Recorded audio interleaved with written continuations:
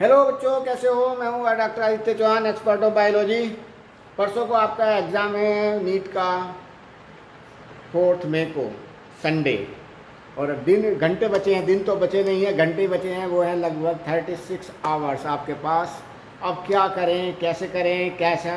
बड़ी घबराहट भी हो रही होगी, कैसे तैयारी हुई नहीं हुई, सब कुछ ऐसा लग रहा होगा जैसे कि भूल गए हों। देखिए, घबराने की कोई ज़रूरत नहीं, माइंड को सेट रखिए पक्का एकदम। आपने पूरे साल तैयारी की है तो भूलने का तो सवाल ही नहीं। अब टाइम बिल्कुल भी इस चीज़ पर बिल्कुल खर्च मत करिएगा, कोई कन्वर्सन नहीं रखिएगा। अब मैं आपको कुछ बातें बताता हूँ इन 36 घंटों में क्या करें। आज की अब तो लगभग 10 बज रहे हैं रात के, डे है आज फ्राइडे। तो मैं आपको बताता हूँ क्या करना चाहिए। नंबर एक बात याद रखिएगा, आप बहुत पढ़े हैं, अब इन 2 दिन में ज़्यादा टेंशन लेकर पूरी पूरी रात पढ़ के कुछ नहीं होने वाला। एक बात समझ लीजिए, अगर आप पूरी रात सोएंगे तो आप पूरी रात पढ़ेंगे, टेंशन लेंगे तो आपकी एफिशिएंसी कम हो जाएगी, ब्रेन कन्वल्सन हो जाएगा, जो याद है उसमें भी कन्फ्यूज़न हो जाएगा और वहाँ जाकर देखोगे यार ए आंसर है या बी है, दोनों एक जैसे लग रहे हैं। तो ब्रेन कन्वल्सन से रोकने के लिए सबसे इम्पॉर्टेंट बात होती है कि आप अपने ब्रेन को बिल्कुल शांत रखिए। और शांत रखने का तरीका है, ना तो ओवर थिंकिंग करेंगे आप, बहुत ज़्यादा टेंशन नहीं लेंगे, ओवर थिंकिंग नहीं करेंगे। अब क्योंकि आप पूरे साल पढ़े हैं, कॉन्फिडेंट रहिएगा। बस आप क्या करिएगा, सबसे पहली बात, मिनिमम 6 आवर्स स्लीप करेंगे, सोएंगे, नींद लेंगे, ब्रेन अपनी उसमें पहुंच जाएगा। ऐसा होता है ना कभी कभी, जैसे कि मोबाइल बहुत ज़्यादा चलाने में बहुत ज़्यादा होता है, फीडिंग हो जाती है, वो हैंग हो जाता है ना मोबाइल। तो मेमोरी होती है उसकी, मोबाइल की, तो ब्रेन की तो अपनी एक कैपेसिटी होती है। सारी रात जाग करके क्या होगा, ब्रेन थक जाएगा। तो इसके लिए क्या करते हो आप, क्या करते हो ये कि मोबाइल हैंग हो गया तो आप उसे कहाँ डाल देते हो, ऑफ मोड में डाल देते हो, बाद में उसको ऑन करते हो। ब्रेन क्या करता है, आराम करेगा। यानी जैसे मोबाइल रिचार्ज हो जाता है ना, क्या कहते हैं उसको, फिर से ऑफ करेंगे ऑन करेंगे फिर से वो ठीक हो जाता है। तो ऐसे ही जब आप सो जाएंगे तो आपका ब्रेन एकदम रिलैक्स हो जाएगा पूरा। तो वही सिस्टम है बेटा, ब्रेन का भी और मोबाइल का भी। तो कुल मिलाकर के ये है कि आप 6 आवर्स सोएंगे। अब दूसरी बात ये है, दूसरा पॉइंट क्या है कि आप वाटर का इंटेक रखें, बॉडी को हाइड्रेट रखें पूरे तरीके से। क्योंकि बॉडी हाइड्रेट रहेगी तो ब्रेन में जो ब्लड सर्कुलेशन है बढ़िया होता रहेगा, ब्रेन को एनर्जी भी मिलती रहेगी। खाना पीना बिल्कुल रखिएगा, खाने में फ्रूट्स ज़्यादा लीजिएगा, जैसे आलस भी कम आएगा, ब्रेन को पूरी एनर्जी मिलेगी। क्योंकि जब तक एनर्जी नहीं मिलेगी, एटीपी नहीं मिलेगी, तो ब्रेन काम नहीं करेगा, समझे नहीं? तो जब हम बहुत कम खाते हैं या बहुत कम पीते हैं तो उससे क्या होता है, ब्रेन को एनर्जी कम मिलेगी, तो ब्रेन की पूरी एफिशिएंसी नहीं आती। इस बात पर ध्यान रखिए, 36 घंटे बड़े इंपॉर्टेंट है आपके लिए। तो फ्रूट्स ज़्यादा लें और एनर्जेटिक रहें और प्लेजर रहें। कॉन्फिडेंस जरूर आपका मेंटेन रहना चाहिए, क्योंकि आप पूरे साल पढ़े हैं। ऐसा लग रहा होगा यार कुछ याद नहीं रहा, सब में तो ऐसा लग रहा है भूल गया, उस तरह बिल्कुल भी ध्यान नहीं दें, समझे ना? एक अच्छा फाइटर वही होता है जो अपने आप में कॉन्फिडेंट होता है। बहुत सारे बच्चे ऐसे होते हैं जो बराबर नॉलेज होती है, लेकिन कुछ बच्चे अपने कॉन्फिडेंस को मेंटेन करके चलते हैं, अपने पर विश्वास करते हैं। कुछ लूज़ कर जाते हैं कॉन्फिडेंस, उनका एग्ज़ाम खराब हो जाता है। तो अपने कॉन्फिडेंस को, सबसे बड़ा साथी, सबसे द क्लोज फ्रेंड हमारा कौन होता है परिस्थितियों में, वो एडवर्स कंडीशंस में, वो होता है हमारा कॉन्फिडेंस। वो अपना मेंटेन रखिए, क्योंकि आप पूरे साल पढ़े हैं भाई, समझे या नहीं? अब आता है कि आप किसी भी कंडीशन में पढ़ें, कुछ नया ना पढ़ें। जो हमने पढ़ा हुआ है, 2 बार रिवीजन कर लिया है, उसी में ही हमें ये 36 घंटे निकालने हैं। ये नहीं कि यार ये चैप्टर रह गया तो मैं इसे पढ़ लूँ, क्योंकि उस चैप्टर पढ़ने के चक्कर में आपका पूरा सब्जेक्ट बेकार हो जाएगा, क्योंकि आप बाकी का रिवीजन नहीं कर पाएंगे। जितना टाइम एक टॉपिक को पढ़ने में लेंगे, एक चैप्टर को पढ़ने में लेंगे, इतने में तो पूरा रिवीजन हो जाएगा, समझे? तो उसमें रिवीजन इस वक्त क्या करना है, जैसे मैं बायो की बात करूं तो बायो में उन टॉपिक्स को देखना है जो टॉपिक्स लर्निंग करने जरूरी है। जैसे हम भूल जाते हैं कुछ टॉपिक, हम हर बार करते हैं यार भूल जाते हैं। जैसे कुछ एग्जाम्पल्स होते हैं, प्लांट्स के एग्जाम्पल्स होते हैं, मॉर्फोलॉजी में जैसे प्लांट्स के एग्जाम्पल्स हैं, भूल जाते हैं बहुत सारे। मैं अभी पॉइंट्स आपको टॉपिक बताऊँगा कौन कौन से टॉपिक्स हैं। तो पहले उनको हमें दोहराना है, बस ज़्यादा टेंशन नहीं लेनी। ये नहीं कि सारे चैप्टर को दोहरा रहे, टाइम मिले तो जितना मैक्सिमम है उतना रिवीजन करिएगा, टेंशन नहीं लेनी है, लेकिन सोना प्रॉपर है बेटा, समझिए नहीं? तो मैं आपको बता दूं, जैसे कि हम देखते हैं कि बायो में, चलो बायो की बात करते हैं, बायो में कौन कौन से टॉपिक्स हैं। बायो को हमने कई पॉइंट्स में डिवाइड कर दिया बेटा। एक तो बायो में जो टॉपिक्स हम भूल जाते हैं उनको आपने अंडरलाइन कर रखा होगा, उनको हर हालत में एक बार रिवाइज कर लें। सारी एनसीईआरटी नहीं पढ़नी, उन पॉइंट्स को जो हम भूल जाते हैं बार बार, जैसे इवोल्यूशन में भी होता है, और खासकर मैं कहूँ जैसे डायग्राम्स हैं 11th और 12th के एनसीईआरटी के जो डायग्राम्स है, देखो कम से कम डायग्राम पे 3 क्वेश्चन तो आने चाहिए, डायग्राम बेस मिनिमम 3 क्वेश्चन आने चाहिए। उन डायग्राम को आप सबसे डायग्राम को थोरोली देख लें, उनके नीचे क्या क्या लिखा हुआ है, किसके यहाँ डायग्राम, कुछ भी आ सकता है डायग्राम पे, लेबलिंग के लिए आ सकता है, या आपसे मालूम करेगा डायग्राम किस चीज़ का है। तो उन डायग्राम पूरी एनसीईआरटी के सब एक बार में सारे डायग्राम देख लो।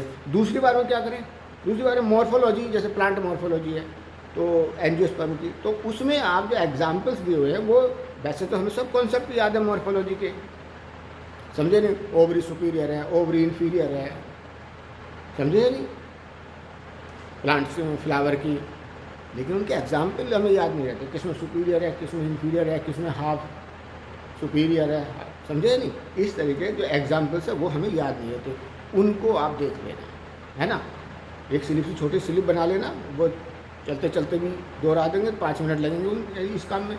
ऐसे बेटा एक टॉपिक है हमारा ह्यूमन डिजीज़, तो ह्यूमन डिजीज़ से लगभग आपके 3 क्वेश्चन आने इस चैप्टर से।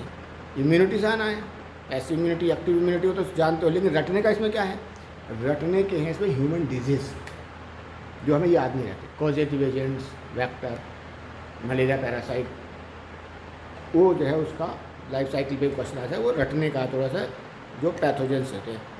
एक जो 12th में आता है एक चैप्टर, वो है माइक्रोब्स इन ह्यूमन वेलफेयर। भैया उससे तो 2-3 क्वेश्चन हर हालत में आते हैं, वो भी मैचिंग में आ जाते हैं, समझे या नहीं। माइक्रोब्स इन ह्यूमन वेलफेयर, किस माइक्रोब से कौन सा प्रोडक्ट बनता है, लैक्टोबैसिलस से क्या मिलता है, साइट्रिक एसिड किससे मिलता है, एंजाइम्स पे क्वेश्चन आ जाता है, समझे ना, किससे मिलता है। तो वो जो मैचिंग पेयर के आ जाते हैं, वो तो एग्जाम्पल माइक्रोब्स के नाम और उनके प्रोडक्ट्स बड़ा इंपॉर्टेंट है, एक बार जरूर देखना, उसमें कन्फ्यूजन हो जाता है।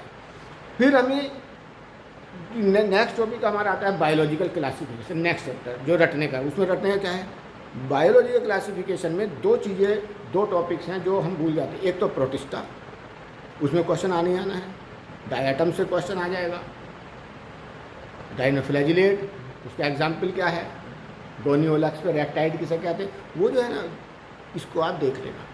ऐसी एक टॉपिक आता है इसमें फंजाई भैया, उसका क्लासिफिकेशन, उसके एग्जाम्पल्स बहुत इंपॉर्टेंट है, समझे। एक बार देख रखो, मैं उन टॉपिक को बता रहा हूँ जो भूल जाते हैं, भाई सारा पढ़ के बार बार भूल जाते हैं, तो इन टॉपिक को थोड़ा सा इन परसों तक हमें, परसों से पहले यानी 36 घंटे के अंदर एक बार जरूर इन्हें देख लेना, क्योंकि बाकी तो याद रह जाता है, आ जाता है वहाँ पर रिकॉल। मैं उन टॉपिक्स को कह रहा हूँ जो हम भूल जाते हैं जनरली। तो बायोलॉजिकल क्लासिफिकेशन में कौन सा टॉपिक है, प्रोटिस्टा और फंजाई है, ओके। अब एक आता है बेटा बायोमोलिक्यूल्स में। बायोमोलिक्यूल्स में भी एक बार ज़रूर देख लेना, क्योंकि उसमें अमीनो एसिड्स वगैरह का या कुछ जैसे फैटी एसिड है, जनरल फॉर्मूले वो हम भूल जाते हैं थोड़े बहुत, तो उन्हें देख लेना। बायोमोलिक्यूल में भी एंजाइम का कुछ ऐसी लाइनें होती हैं वो बार बार रटनी पड़ती हैं, समझे नहीं। एनिमल किंगडम पे क्वेश्चन आता है, तो एनिमल किंगडम को थोरोली एक बार देख लेना, एग्जाम्पल्स खासकर एनिमल्स के। जनरल कैरेक्टर तो होते ही हैं, वो तो याद ही हो गए होंगे, या नहीं हुए तो एक बार उन्हें देख लेना। बहरहाल प्लांट किंगडम के, एनिमल किंगडम के और मॉर्फोलॉजी के एग्जाम्पल बहुत इंपॉर्टेंट होते हैं, जिन्हें हम भूल जाते हैं, एक साथ उन्हें देख लो बेटा। हार्मोन्स पे क्वेश्चन, बड़ा इंपॉर्टेंट पॉइंट चैप्टर है हार्मोन, हार्मोन के फंक्शन, क्योंकि कहीं कहीं एक हार्मोन, जो हार्मोन्स हैं उनके जो फंक्शन है बहुत छोटे छोटे दिए हुए हैं, बहुत सारे, वो कन्फ्यूज हो जाता है कौन सा फंक्शन किस में चला गया।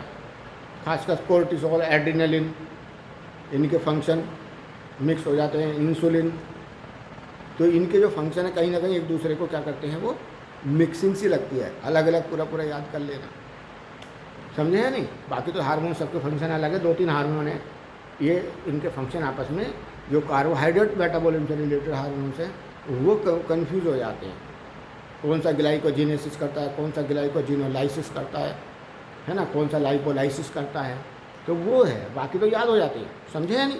तो इनको आपको देखना है बस। और इसके अलावा माइक्रोब्स मैंने बताई दिया बेटा ह्यूमन वेलफेयर में। अब चलिए, ये तो कुछ टॉपिक्स थे, उन्हें दोहरा लेना। दूसरी बात एक बार याद रखना, कुछ बच्चों का ब्रेन भी अलग अलग होता है, कुछ बच्चों की मेमोरी तो बहुत शार्प होती है, कुछ की मेमोरी शॉर्ट टर्म मेमोरी होती है, भैया लॉस हो जाती है, कुछ को तो पढ़ा लिखा बहुत दिनों तक याद आ जाता है, कुछ को नहीं होता। तो भैया वो बच्चे जो भूल जाते हैं तो वो रिवीजन जरूर कर लें, लेकिन सारी रात कोई नहीं जाती। पढ़ना बुरा नहीं है, पढ़ेंगे तो देखो लास्ट अटेम्प्ट जितना पढ़ोगे आपके काम आएगा। लोग कहते हैं पढ़ना नहीं चाहिए, पढ़ना जरूर चाहिए लास्ट अटेम्प्ट तक, लेकिन उससे ज़्यादा इम्पोर्टेंट है इन 36 घंटे में अपने ब्रेन को रिलैक्स करना, सोना बहुत ज़रूरी है, फिक्र मत करना, नया टॉपिक पढ़ना नहीं है कोई, समझे या नहीं। तो इस तरीके से जो आप भूल जाते हैं उन टॉपिक को याद रखें। ऐसे फिजिक्स में फॉर्मूले, सिर्फ आप तो फिजिक्स में क्या कर सकते हो 36 घंटे में, आप न्यूमेरिकल तो ज़्यादा सॉल्व करोगे नहीं, फॉर्मूले बेस टॉपिक पॉइंट्स को याद कर लेना, जो केवल फॉर्मूले, टॉपिक देखो फॉर्मूले, टॉपिक देखो फॉर्मूले, वो नहीं भूलना चाहिए, क्योंकि वहाँ कोई न्यूमेरिकल आया पता चल गया आप छोटा सा फॉर्मूला ही भूल गए। कंडीशनल फॉर्मूले बनते हैं, उनको एक बार देखें। ऐसे रिएजेंट हैं, केमिकल रिएक्शंस हैं, वो हम भूल जाते हैं, बाकी तो सब याद रहता ही है। खैर आप अपने ब्रेन के अकॉर्डिंग उसको देखें, क्या हम भूल जाते हैं, उन पॉइंट को देखें बस, समझे या नहीं। अब आता है, चलिए अब एग्ज़ाम की बात करते हैं। अपने पूरे फोटोग्राफ पूरी तैयारी के साथ, ये कुछ भूल के ना जाए, वरना भूले घर से बाहर गए 1 किलोमीटर चले गए, मैं तो ये भूल आया, भैया टेंशन हो जाती है बहुत ज़्यादा, घर में आना फिर वापस जाना। ऐसा कोई काम ना करें, बिल्कुल एक लिस्ट बना लेना, क्या क्या सामान लेके जाना, क्या नहीं लेके जाना, चप्पल पहन के ना, जूते पहन के बिल्कुल मत जाना, समझे या नहीं। वहाँ पे वरना परेशानी होती है। फिर वहाँ जाकर क्या करना है, एक तो अपने मूड को बहुत प्लेजर रखना, टेंशन नहीं लेनी है, समझे नहीं, प्लेजर मूड रखिएगा। जो भी है थोड़ी सी हल्की सी स्माइल देते चलो, मज़ा आएगा, तुम्हें भी, तुम्हारा ब्रेन भी रिलैक्स होगा, दूसरे का भी हो जाएगा।